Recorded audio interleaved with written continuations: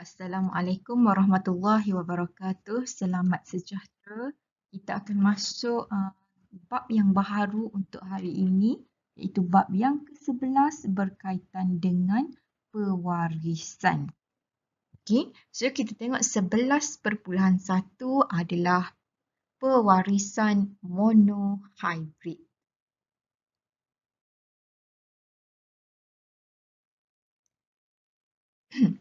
Okey, kacukan monohybrid. Pewarisan monohybrid ini, mono bermaksud satu. Okay. So, melibatkan satu ciri dan trait berbeza yang dikawal oleh satu gen. Okey, satu ciri, trait yang berbeza. Contohnya, cirinya bentuk biji benih. Traitnya adalah bulat ataupun berkedut. Cirinya warna biji benih. Traitnya adalah warna kuning atau hijau. So, ciri itu adalah, ini contoh ciri yang dibuat eksperimen oleh Mendel. Nanti kita akan tengok lebih detail lah. Okay. So, sekarang kamu tahu mono adalah satu. Jadi, pewarisan monohybrid ini, ia melibatkan satu ciri dan trait berbeza yang dikawal oleh satu gen sahaja.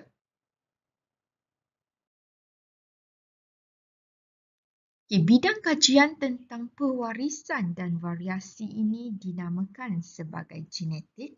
Okay, kita nak belajar genetik. Orang pertama yang mengemukakan prinsip untuk nak menerangkan mekanisme pewarisan secara saintifik adalah orang ini, Gregor Mendel.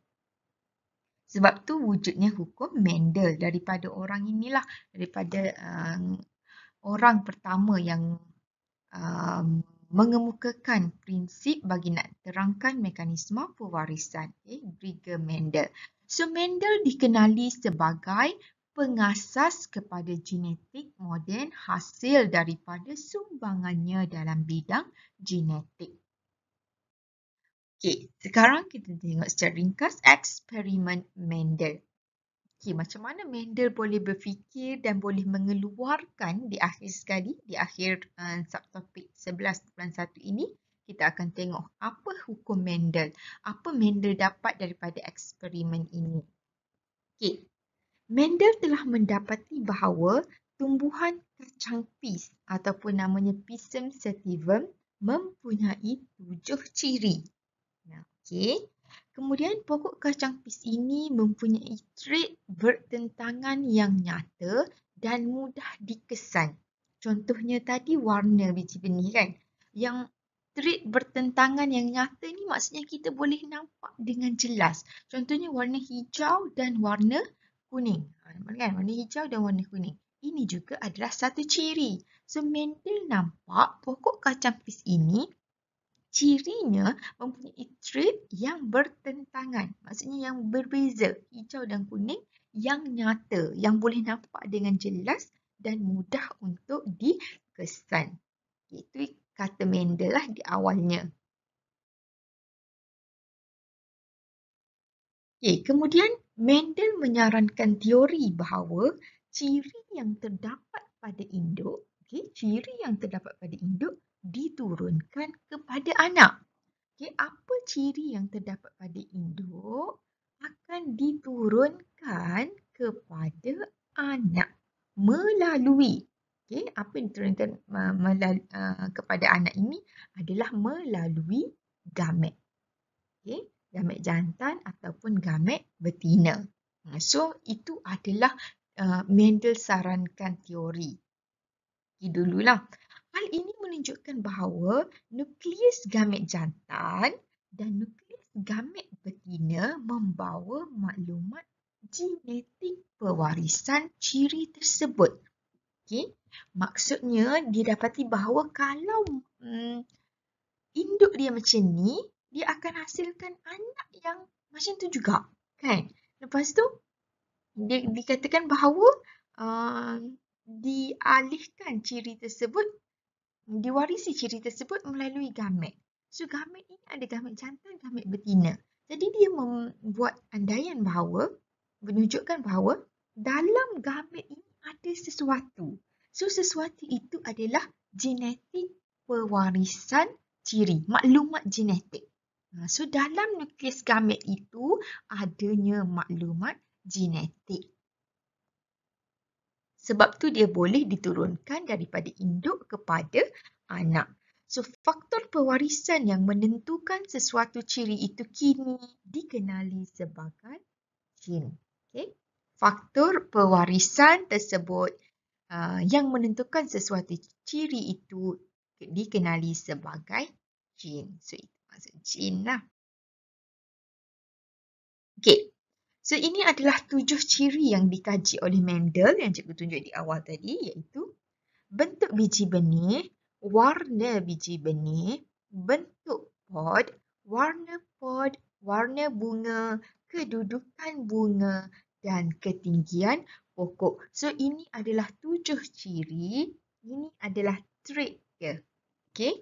Trait yang kita boleh nampak. Bulat, berkedut, kuning, hijau, licin, ungu, putih, axial, terminal, tinggi, rendah. Semua tu kita boleh nampak. So, itu adalah trait. Okay. Kalau kita manusia, contohnya ciri apa? Ciri ketinggian. Traitnya tinggi dan rendah. Macam itulah. Okay. So, boleh bezakan antara ciri dengan trait. Dominan, resestif, kita tengok next. Okay. So, ini adalah kacukan monohybrid yang dijalankan oleh Mendel. Kita tahu monohybrid itu satu ciri sahaja. Nanti dihybrid kita akan tengok dia akan gabung dua ciri. Okay, so sekarang ni kena faham dulu kacukan monohybrid. Satu ciri. Okay. Ciri yang nak dikaji oleh Mendel ini adalah ciri ketinggian. Ni contohlah yang pertama. Okay. Mendel mengacukan, tengok yang warna biru ni ya. Mendel mengacukan pokok kacang peas, baka tulen, T besar, okay.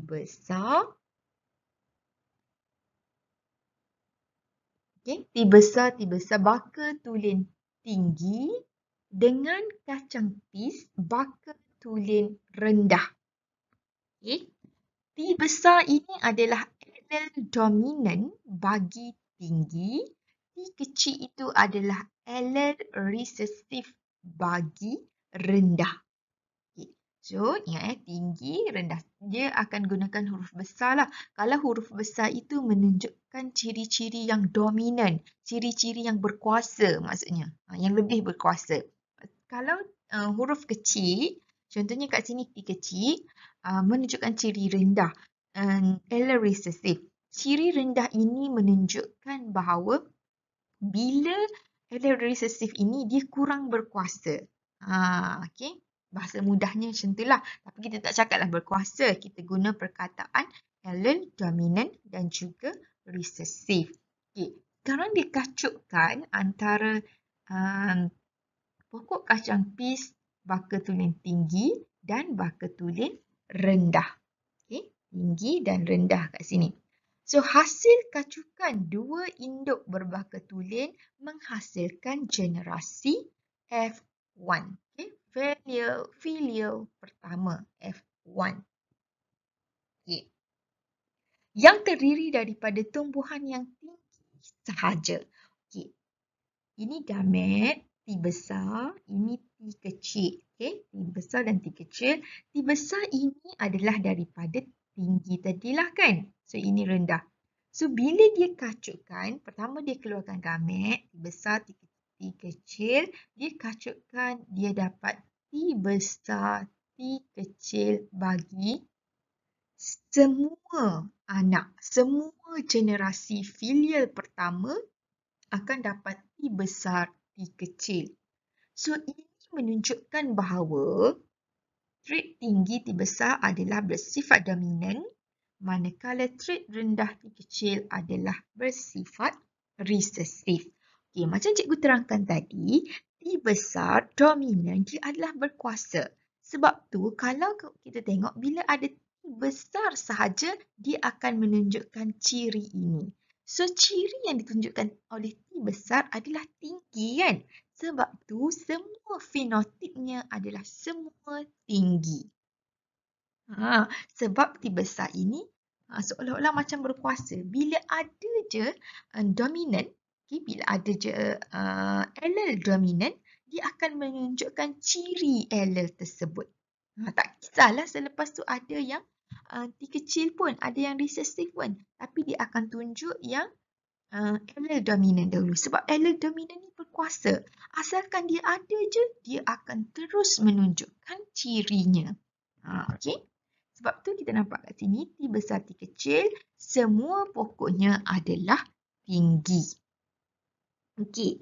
Seterusnya, apabila filial pertama F1 itu dikacukkan sesama sendiri, okey. Warna hijau ni Mendel kemudian mengacukkan generasi F1 secara pendemukaan sendiri, iaitu yang ni. Iaitu gamet T besar T kecil, T besar T kecil. Okey. Kemudian dia keluarkan inilah yang warna, dia keluarkan gamet yang warna peach hijau. Ini daripada yang ni, ini daripada pokok yang kedua. Okey. So macam mana dia dapat anak ini? Okey. Generasi F2 ni dia buat macam ni. Okey. T besar, T besar, T besar. So, dapat kat sini T besar, T besar. T besar, T besar ini adalah tinggi. Dominan. Okay, kemudian T besar kat sini, bawa ke bawah, tengok kat atas, T kecil. So, T besar.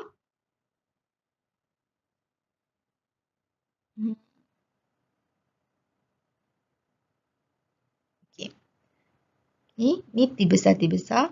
T besar. Tengok atas dia, T kecil. So, T besar, T kecil kat sini.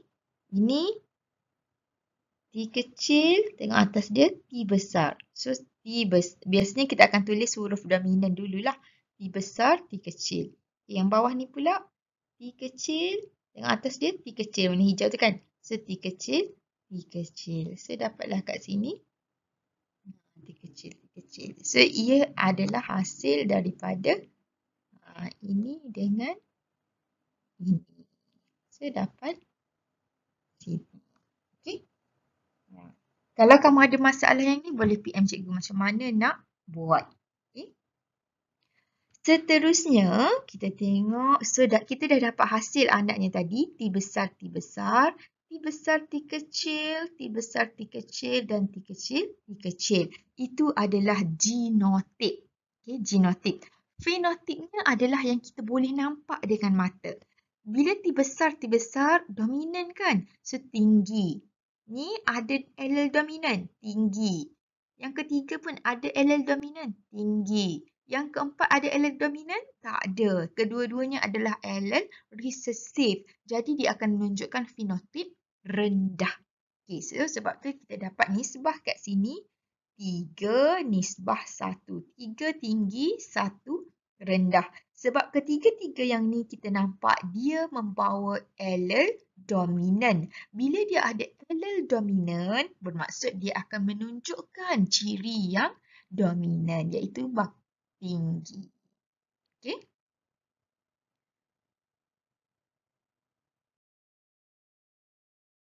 Okay, sekarang kita tengok istilah yang berhubung dengan pewarisan. Ada banyak istilah. Okay. Pertama, kita tengok gen dan juga allele. Okay, gen merupakan unit asas pewarisan. Gen adalah unit asas pewarisan yang terdiri daripada satu segmen DNA yang menduduki lokus tertentu pada kromosom. Okay, tengok gambar rajah ni. Ini adalah pasangan kromosom homolog. Setiap gen berada pada lokus yang sama pada pasangan kromosom homolog. Sebab tu kamu nampak, ini sama. So, lokus yang sama. Lokus tu kawasan lah. Okay? Kawasan yang sama. Maksudnya, Kalau kamu membaris pun kamu boleh nampak kan, sama kedudukan dia. Katakan jin pada lokus ini mengawal ciri ketinggian, maka jin tersebut diwakili oleh allele yang mengawal trait bagi ketinggian. T mengawal trait tinggi, manakala T besar mengawal trait tinggi, manakala T kecil mengawal trait rendah. Tapi kita boleh nampak ianya berada dalam lokus jin yang sama. Okey. Jin ini mengawal ciri tertentu dalam suatu organisma. Contohnya bahagian atas ni dia mengawal ciri ketinggian. Yang bawah ni pula mengawal ciri kehadiran lesung pipit. Yang bawah ni pula dia mengawal ciri rambut. Jenis rambut. Macam itulah. Begitu juga yang seterusnya. So dia berada pada lokus yang sama. So, allele pula ialah bentuk alternatif gene bagi trait tertentu untuk yang menduduki lokus yang sama pada sepasang kromosom homolog. So, allele ini adalah bentuk alternatif bagi gene lah. Okay. So, sebab tu kita panggil allele dominant, allele recessive. Okay. Ini kita panggil allele. Ini gene. Okay. Gene dia contohnya ketinggian. Allele dia T besar, T kecil. Okay, seterusnya ciri dan trait. Ciri adalah faktor yang diwariskan yang cikgu dah terangkan dari awal tadi. Contohnya ketinggian, warna mata, kumpulan darah, kehadiran lesung pipit dan sebagainya. Trait pula ialah variasi bagi ciri tertentu. Contohnya, ciri ketinggian adalah satu ciri. Manakala tinggi atau rendah adalah traitnya. Okay. Ciri kehadiran lesung pipit. Okay. Ada atau tiada. Itu adalah traitnya lah. Okay. Seterusnya, kita tengok fenotip dan juga genotip. Fenotip merupakan ciri-ciri yang ditunjukkan atau dipamerkan oleh suatu organisma. Fenotip adalah ciri yang kita boleh nampak yang ditunjukkan oleh suatu organisma. Itu adalah fenotip. Contohnya, tinggilah. Genotip merupakan komposisi jin sesuatu organisma di mana genotip ini kita tidak dapat lihat dengan mata kasar. Okey, tengok jadual di sebelah. Ciri ketinggian, traitnya tadi tinggi atau rendah, genotipnya T besar, T besar, T besar, T kecil. Ini adalah allele tadilah kan. So, fenotipnya tinggi atau rendah. Kalau kita tengok fenotipnya lebih kurang sama macam trait. Cuma perkataan fenotip ini kita guna semasa kita buat rajah skema. Okay. Rajah skema yang kita silang-silang tu untuk hasilkan anak. Okay. Sebagai contohnya T besar, cikgu dah tunjuk tadi atau T besar, T kecil. Okay. Seterusnya kita tengok pula allele dominant dan allele recessive. Tak ada masalah, cikgu dah cakap dari awal. Allele dominant merupakan allele yang sentiasa menunjukkan traitnya. Sentiasa menunjukkan traitnya. Macam tadi cikgu cakap, allele dominant ni dia berkuasa. So, bila ada je allele dominant ini, dia akan berkuasa. Maksudnya dia akan tunjuk ciri yang ada pada dia. Contohnya tinggi. So, bila ada je allele T besar, dia akan menunjukkan tinggi. Kalau tanya boleh tak nak guna huruf lain. Contohnya untuk tinggi, kita nak guna A besar, A kecil. Boleh, tak ada masalah. Sebab huruf besar itu hanya menunjukkan dominan ataupun resesif sesuatu genotip tersebut. Okay. Ianya diwakili oleh huruf besar. Allele resesif diwakili oleh huruf kecil. Allele resesif ini dia akan menunjukkan traitnya, dia akan menunjukkan fenotipnya apabila kedua-dua allele ialah allele resesif. Contohnya T kecil. Bila dua-dua ni allele resesif, barulah dia menunjukkan cirinya yang rendah. Selagi dia bukan kedua-duanya allele resesif, dia tak akan menunjukkan cirinya. Contohnya ada satu T besar, T kecil. Ada kan allele resesif kat sini? Tapi adakah fenotipnya rendah? Tidak. Fenotipnya tinggi sebabnya dia ada allele dominan.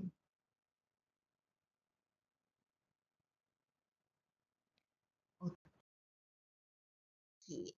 Next, trait dominan dan trait resesif. Okay, trait dominan akan ditunjukkan apabila kedua-dua allele dominan berpasangan dan satu allele dominan berpasangan dengan satu allele resesif sebagai contoh yang inilah B besar ataupun B besar B kecil. Itu trait dominan lah yang ditunjukkan iaitu kalau yang T besar T kecil tadi tinggi kan. Ini cikgu dah cakap tadi lah. So kalau trait resesif, dia membawa allele resesif. Okay, sebagai contohnya yang menggunakan huruf kecil lah. B kecil, B kecil, T kecil, T kecil kan. Okay, homozygot dan heterozygot. Homozygot adalah kedua-dua allele di lokus pasangan kromosom homolog adalah sama. Kamu tengok kalau T besar itu adalah homozygot. T kecil itu adalah homozygot. Maksudnya bahasa mudahnya kamu tengok kalau sama ni, ini adalah homo, sama. Kalau berbeza ia adalah hetero. Contohnya ada T besar, T kecil. So itu adalah heterozygot. Okay. Heterozygot allele di lokus pasangan kromosom homolog adalah berbeza. Contohnya kat sini kan. So T besar, T kecil. So ini adalah heterozygot. Kalau dua-dua T besar, homozygot. T kecil, dua-dua pun homozygot.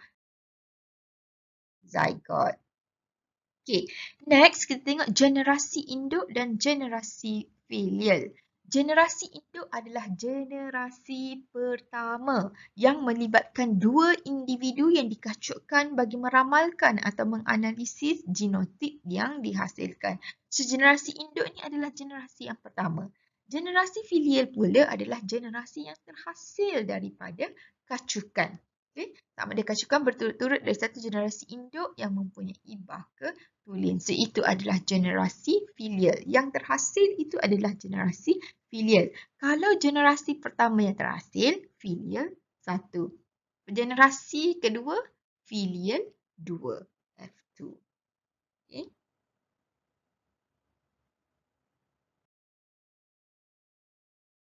Seterusnya, kita tengok baka tulin dan hybrid. Baka tulin bermaksud individu tersebut membawa dua alel yang sama untuk trait tersebut. Dua alel yang sama. Maksud T besar. Ini adalah baka tulin untuk tinggi. T kecil. Baka tulin untuk rendah. Hasil penebangan sendiri akan sentiasa mengekalkan ciri induk dalam setiap generasi. Manakala hybrid pula bermaksud hasil kacukan dua varieti berbaka tulin. Okay. So, dia kacuk dua varieti berbaka tulin. Okay. T besar, T kecil. So, itu adalah hybrid. Okey, sekarang kita tengok perhubungan antara beberapa istilah penting dalam genetik. Okey, baka tulin dominan. Okay, baka tulin maksudnya sama kan? Baka tulin maksudnya T besar. Okay. Baka tulin resesif contohnya T kecil. Huruf kecil lah, alfabet yang kecil. Okey. Baka tulin dominan untuk bunga ni.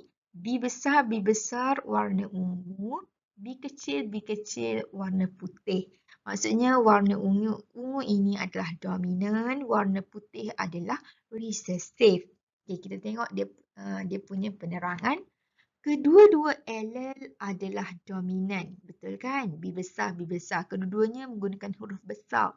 Maksud dua-dua tersebut adalah dominan. Maka trait dominan bagi ciri warna bunga iaitu ungu ditunjukkan. So, ungu ini adalah fenotip. Okay.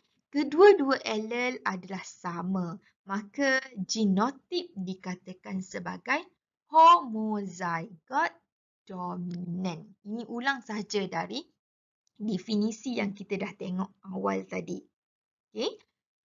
Kemudian kita tengok yang resesif pula. Kedua-dua allele adalah resesif. Betul kan? B kecil, B kecil. Maka trait resesif bagi ciri warna bunga ialah putih. So ditunjukkan sebagai fenotip dia lah. So fenotip yang boleh nampak, genotip yang tak nampak kan. So fenotip putih. So kedua-dua allele adalah sama, maka genotip dikatakan sebagai homozygote resesif. Okey, nampak homozygote resesif. Okey, yang bawah ni pula hybrid yang dihasilkan daripada kacukan dua baka tulen. So generasi ini dikenali sebagai generasi filial pertama F1 tadi. Sebab dia adalah hasil daripada persenyawaan ataupun kacukan dua baka tulen. Okey, ini juga mempunyai kedua-dua allele dominan dan allele resesif. Sebab itu kita nampak ada huruf besar dan huruf kecil. Maka trait dominan bagi ciri warna bunga iaitu ungu ditunjukkan, iaitu fenotip. Okay. Trait resesif tidak kelihatan kerana telah ditindas oleh trait dominan. Ingat tadi, bila ada dominan, yang resesif akan terlindung. So, dominan akan lagi berkuasa. Oleh sebab kedua-dua allele adalah berbeza, maka genotip dikatakan heterozygote. Okay, so ini adalah gambar rajah skema pewarisan kacukan monohybrid bagi ciri warna bunga. Okay, kat tepi ni kita boleh nampak kacukan generasi induk. Okay, fenotip induk yang kat atas ni ungu dan putih. Genotip induk, okay, warna ungu, baka tulen, B besar, B besar, B kecil, B kecil. Kemudian ini adalah proses meiosis di mana proses meiosis akan menghasilkan gamet. Okay. Kita nampaklah B besar, B kecil. Ini gamet. Kemudian berlaku persenyawaan.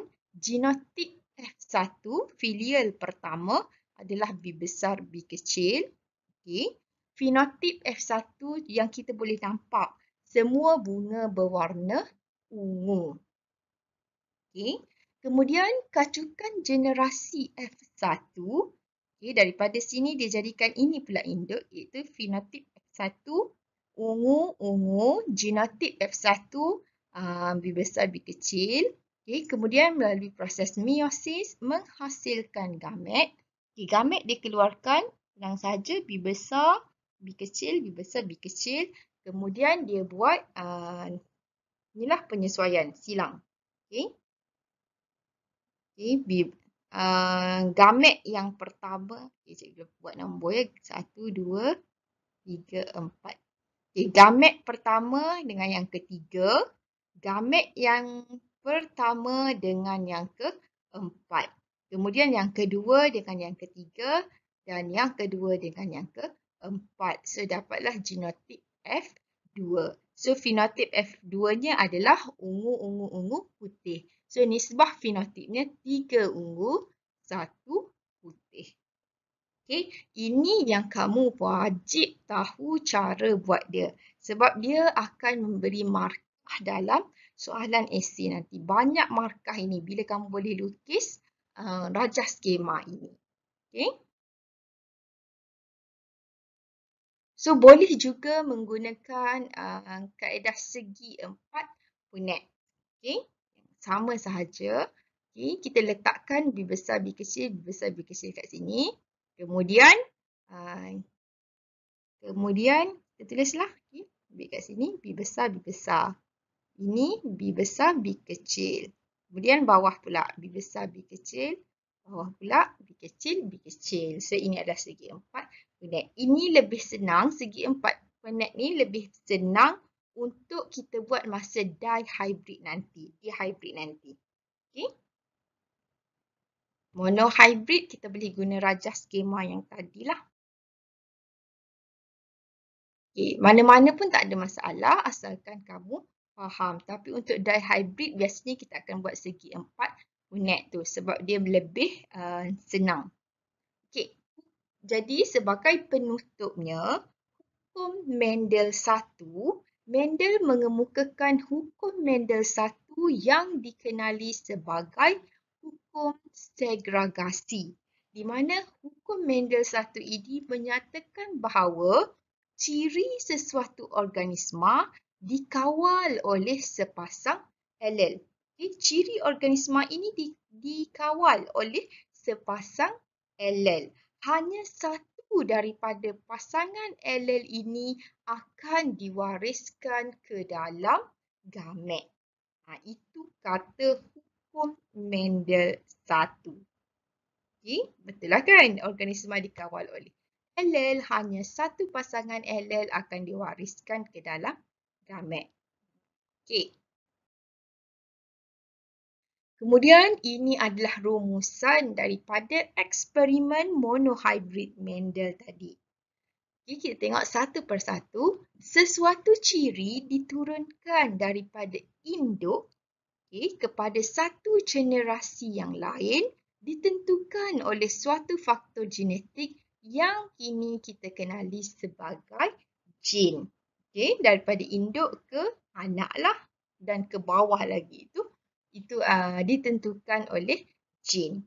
Sesuatu trait dikawal oleh sepasang faktor yang disebut alel. Sepasang alel ini akan terpisah secara rawak semasa pembentukan gamet. Hanya satu alel daripada pasangan ini akan berada di dalam gamet. So kita dapatlah gamet tu. Lebih besar, lebih kecil contohnya tadi kan. Semasa persenyawaan, zigot yang terhasil akan mengandungi dua alel. Sebab dah persenyawaan. Persenyawaan dia akan gabung dua lah kan. So satu alel daripada induk jantan, satu alel daripada induk betina. So selepas persenyawaan tu akan ada dua alel lah, sepasang alel. Okey, akhir sekali persenyawaan berlaku secara rawak. Maka kombinasi genotip yang homozygot dominan akan menunjukkan trait dominan. Manakala homozygot resesif akan menunjukkan trait resesif. Okey, contohnya B besar, B besar, B kecil, B kecil tadilah. Sebab tu kita dalam adik-beradik kita walaupun dari induk yang sama tapi mungkin nampak berbeza disebabkan oleh inilah antaranya secara rawak. Genotip heterozygot, kombinasi satu alel dominan dan satu alel resesif akan masih menunjukkan trait dominan. So ini adalah rumusan dari eksperimen monohybrid Mendel. So apa yang penting kamu perlu tahu cara nak buat rajah skema ataupun segi 4 punat supaya dapat hasil filial pertama atau filial kedua yang betul. Sebab kat situ ada banyak markah. Kamu juga perlu tahu apa yang dinyatakan oleh hukum Mendel pertama. Okey? So kalau ada apa-apa soalan, ada masalah, boleh PM cikgu sebab tajuk ini agak barulah bagi kamu ya. Okey, terima kasih. Kita dah tamatlah 11.1. Nanti kita akan sambung 11.2 dengan dihybrid. Okey, terima kasih.